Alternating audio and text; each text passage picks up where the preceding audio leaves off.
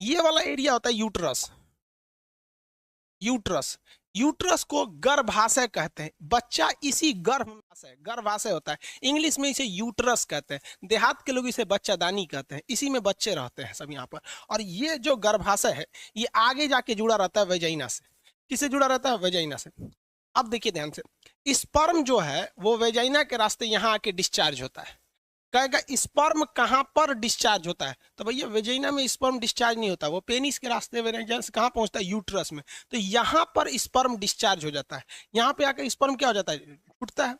अब स्पर्म में जो शुक्राणुओं की संख्या 20 लाख, 20 लाख स्पर्म होते हैं, जिसमें जरूरत केवल एक की है। जरूरत किसकी है? एक की है। जरूरत एक की है, लेकिन 7 ml स्पर्म में लगभग 20 लाख शुक्राणु होते हैं। अब उसमें से कुछ शुक्राणु इस डायरेक्शन में जाते हैं, कुछ शुक्राणु इस डायरेक्शन में जाते हैं, क्योंकि उनको रास्ता थोड़ी पता है कि भाई कुछ इधर कुछ सामने चले जाते हैं। तो जो सामने चले गए वो ऐसे ही मर जाएंगे कि उनका जीवन काल कितना मिनट है? 20 मिनट। जो लेफ्ट साइड में मुड़ गए वो भी मरेंगे। क्यों?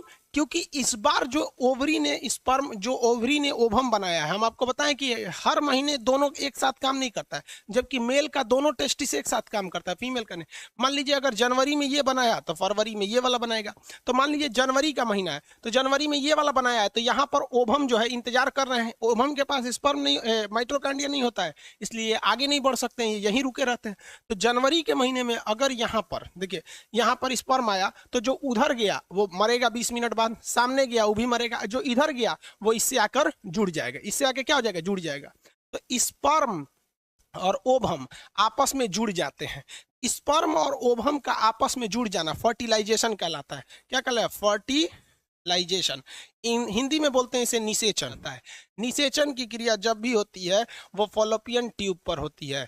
निषेचन की क्रिया फॉलोपियन ट्यूब के अंदर होती है, हमेशा याद रखिएगा, ये एकदम मोस्ट इंपॉर्टेंट क्वेश्चन है। इसीलिए इसी को काट के बंद कर दिया जाता है। ट्यूबेकोटॉमी में इसको बंद कर दिया जाता है और इधर वाले को भी बंद कर दिया जाता है। स्पर्म यूट्रस में ही रहता है, मर और के खत्म हो जाता है। 20 मिनट तो जीवन काल होता है उनका।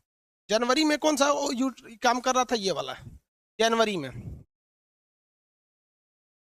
तो जनवरी में, लेकिन अगर फरवरी का महीना आ जाएगा तो फरवरी में ये वाला काम करेगा। तो आप बताइए, फरवरी के महीने में जो स्पर्म इधर गया रहेगा वो भी मरेगा 20 मिनट बाद, जो सीधे गया वो भी मरेगा, तो इधर वाला काम करेगा। तो स्पर्म तीनों डायरेक्शन में क्या होता है? कि नहीं? देखो भैया, मेल का जो पेनिस होता है ना, वो सोच कोनो काम का नहीं होता है। फीमेल का जो वेजाइना होता है किसी काम का नहीं होता। पेनिस केवल स्पर्म को पहुंचाता है और वेजाइना केवल स्पर्म को रिसीव करता है। मेन काम अंदर होता है ये ओवरी का, यहीं से बच्चे जन्म ले सकते हैं।